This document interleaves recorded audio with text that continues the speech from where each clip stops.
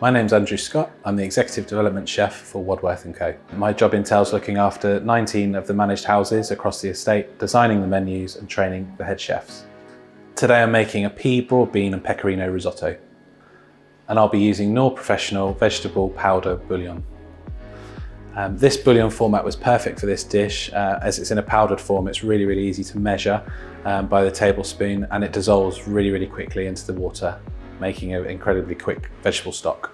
So firstly, I'm going to take a saute pan and preheat. Then I'm going to add the finely chopped banana shallots and garlic. Then I'm going to add a few knobs of butter and just melt down before adding the risotto rice, stirring through and coating each grain with the melted butter.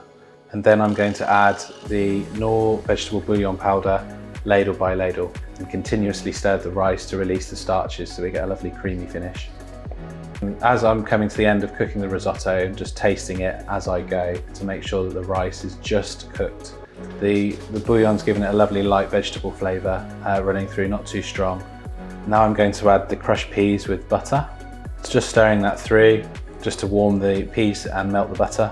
I'm now going to add the grated pecorino cheese. This is a lovely authentic pecorino from Italy that is made with a vegetable rennet, so it's good for all customers.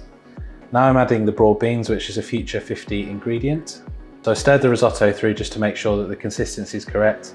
I'm just adding a touch more stock, just adding it into a nice soup plate and garnishing with shavings of pecorino, pea shoots, extra broad beans that are dressed in extra virgin olive oil and an extra drizzle of virgin olive oil.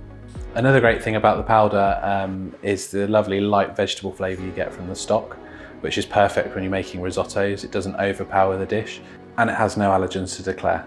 So that's the final dish, pea, broad bean and pecorino risotto.